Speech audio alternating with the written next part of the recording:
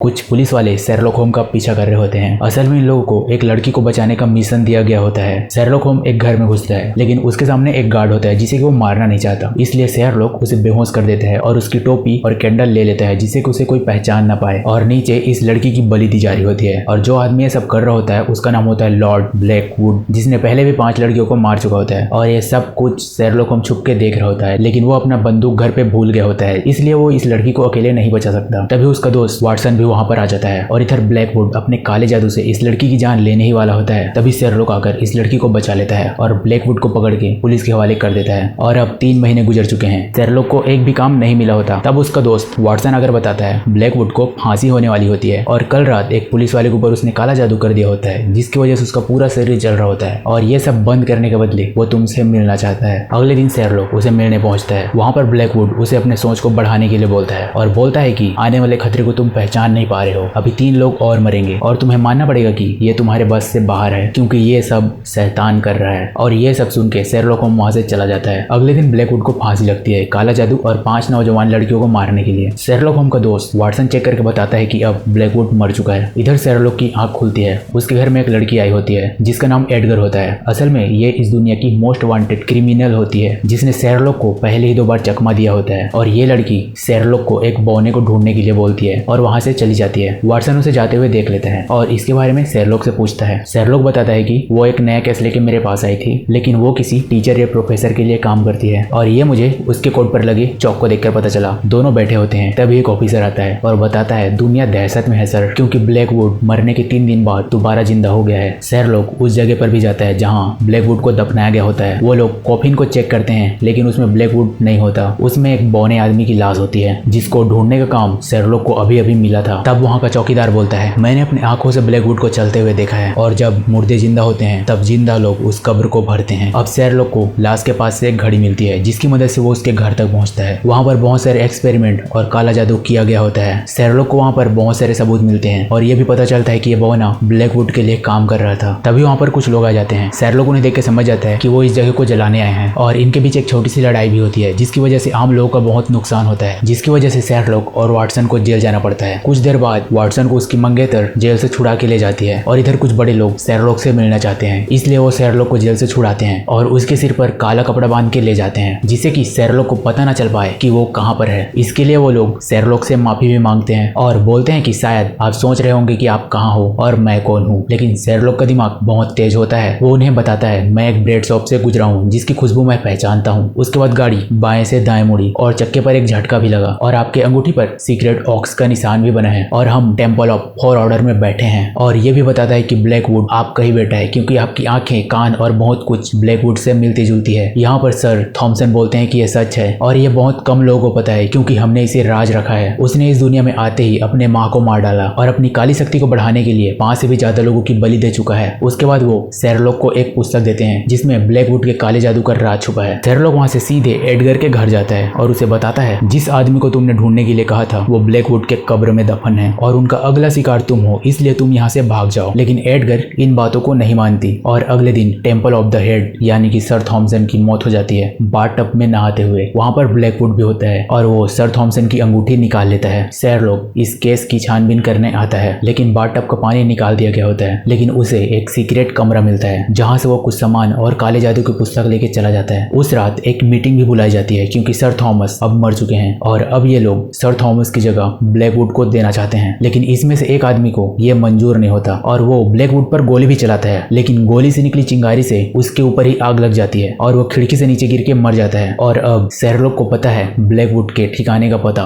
Watson और Sherlock Blackwood के ठिकाने पर जाते हैं। शेरलॉक बताता है कि अभी यहाँ से एक चीज को घसीटते हुए ले जाया गया है। इधर दीवार पे लिखा होता है 1/18, जिसका मतलब होता है मैं मर गया था। और वहां पर एडगर को भी बंदी बना के रखा गया होता है, लेकिन शेरलॉक उसे जान पे खेल के बचा लेता है। लेकिन ब्लैकवुड वहां से भाग रहा होता है, जिसे वाटसन भागते हुए देख लेता है। वाटसन उसके पीछे जाता है, लेकिन वहां पर एक ट्रैप बिछा होता है और इससे पहले कि वो ब्लैकवुड को पकड़ते वो जगह ब्लास्ट कर जाती है। और अब वहां पर कुछ पुलिस वाले आते हैं। उनमें से एक पुलिस वाला शेरलॉक को जगाता है और बताता है कि आपको अरेस्ट करने का वारंट आया है, आप यहाँ से भाग जाइए और वाटसन की चिंता मत कीजिए, वो सही सलामत है। अब शेरलॉक को उस पुस्तक की याद आती है जिसको उसने सर थॉमसन के घर से चुराया होता है। वो उसे पूरी तरह से पढ़ लेता है। तब उसे पता चलता है ये सभी हत्याएं इस पुस्तक के आधार पर की गई होती है और उनको एक खास जगह पे मारा भी गया होता है। ये सब सब कुछ देख के शेरलॉक पता लगा लेता है कि अगला मर्डर पार्लियामेंट में होने वाला है, लेकिन कहाँ। लेकिन तब तक शेरलॉक को पकड़ने के लिए कुछ लोग आ गए थे, इसलिए वो एडगर और वाटसन को एक लेटर देता है और वहां से भगा देता है और खुद को पुलिस के हवाले कर देता है। पुलिस वाले से सीधे पकड़ के ब्लैकवुड के खास आदमी के पास ले जाते हैं। वहां पर शेरलॉक उसके जूते पर लगे कीचड़, कपड़ों पे लगे लाल कलर की मिट्टी और उसके शरीर से आने वाले दुर्गंध से पता लगाता है जहां से वो अपने अगले प्लान को अंजाम देंगे। उसके बाद शेरलॉक खिड़की से कूद के भाग जाता है और सीधे जाके नदी में गिरता है। वहां उसका इंतजार वाटसन कर रहा होता है और अब ये सब मिलके पार्लियामेंट के नीचे बने नाले के अंदर जाते हैं। वहां पर उस जमाने की एक ऐसी मशीन होती है जिसे रिमोट से कंट्रोल किया जा सकता था, जिसे दबाने पर जहरीली गैस पार्लियामेंट के अंदर जाएगी और पार्लियामेंट के लाखों लोग मारे जाएंगे। और इसे कंट्रोल करने वाला रिमोट ब्लैकवुड के पास होता है। उधर ब्लैकवुड सबको धमकी देता है, जो मुझे राजा मान लेगा वो बच जाएगा और जो नहीं मानेगा वो मर जाएगा, और मशीन का बटन दबा देता है। लेकिन कुछ भी नहीं होता क्योंकि उधर एडगर ने जहर को मशीन से अलग कर दिया था और वो उसे लेकर भाग जाती है, जिसके पीछे शेरलॉक भी जाता है और इन दोनों के पीछे ब्लैकवुड जाता है। एडगर इधर भाग ही रही होती है, लेकिन एक समय के बाद रास्ता खत्म हो जाता है क्योंकि पुल बीच से टूटा होता है। शेरलॉक भी वहां आ जाता है और एडगर उसे सब कुछ बताने के लिए मान जाती है, लेकिन तभी ब्लैकवुड एडगर को पकड़ लेता है और पुल के नीचे फेंक देता है। लेकिन शेरलॉक के पास शार्प माइंड होता है, वो ब्लैकवुड को रस्सी से फंसा के ब्रिज पर लटका देता है और शेरलॉक एक एक करके उसके राज खोलता है और बोलता है कि सबसे पहले तुमने उस पुलिस वाले को रिश्वत खिलाई और उसने दिखावा किया कि उसके अंदर भूत सवार है। उसके बाद कब्र को तुमने पहले से तोड़ के रखा था, जिसे हल्के गोंद से चिपका दिया और जिसे तोड़ के तुम बाहर निकल आए। उसके बाद तुमने अपने पिता के बाथटब में केमिकल मिला दिया जिससे उन्हें लकवा मार गया, और जब मैं वहां पर पहुंचा तो तुम लोगों ने उसका पानी भी निकाल दिया था। ये मुझे पता भी नहीं चल पाता, लेकिन एक मेढक के ऊपर भी इसका टेस्ट किया गया था और मुझे पता चल गया। उसके बाद तुमने इस आदमी के ऊपर ज्वलनशील केमिकल का छिड़काव किया जिसे कि वो बारिश ही मान चुका था, और जैसे ही उसने गोली चलाई उसके शरीर पर आग लग गया। ऐसे करके शेरलॉक उसके सभी राज खोल देता है और जैसे ही ब्लैकवुड ब्रिज से नीचे गिरने वाला होता है, शेरलॉक उसकी रस्सी काट के उसे बचा लेता है, लेकिन ऊपर से एक लोहे का टुकड़ा गिर जाता है और इस बार उसे सच में फांसी लग जाती है। उसके बाद वो एडगर के पास जाता है। एडगर बताती है उस आदमी का नाम मोरियारी है जिसके लिए वो काम किया करती है, और वो एक प्रोफेसर है जो कि बिल्कुल तुम्हारी तरह ही चालाक है शेरलॉक, उसे कम समझने की भूल मत करना। अगले दिन वाटसन शेरलॉक के घर जाता है जहाँ शेरलॉक ने अपने आप को फांसी लगाई होती है, लेकिन वाटसन को पूरा भरोसा होता है ये आदमी अपने आप से कुछ ज्यादा ही प्यार करता है, ये ऐसा नहीं कर सकता, और होता भी ऐसा ही है। उसके बाद शेरलॉक बताता है कि मैं उस तरीके का खोज कर रहा था जिससे ब्लैकवुड फांसी के बाद भी मरने से बच गया। दरअसल उसे एक हुक से जोड़ दिया गया था जिससे उसके गले पर लगने वाला भार उसके कमर पर लगा, और जब तुमने उसका नब्ज चेक किया तो उसे एक ड्रग दिया गया था जिसकी वजह से कुछ देर के लिए उसका दिल का धड़कन रुक गया था। और शेरलॉक ये कहानी बता ही रहा होता है, तभी एक ऑफिसर आता है और बताता है कि हमारे एक ऑफिसर की मौत हो गई है। लेकिन शेरलॉक पूछता है कि क्या उसे एक छोटे गन की गोली से मारी गई है। ऑफिसर हाँ बोलता है। शेरलॉक तुरंत समझ जाता है कि ये प्रोफेसर का ही काम है, और एडगर वहां से इसलिए भागी थी कि शेरलॉक का ध्यान बढ़ जाए और प्रोफेसर उस मशीन की टेक्नोलॉजी को चुरा सके, और कहानी यहीं पर खत्म हो जाती है।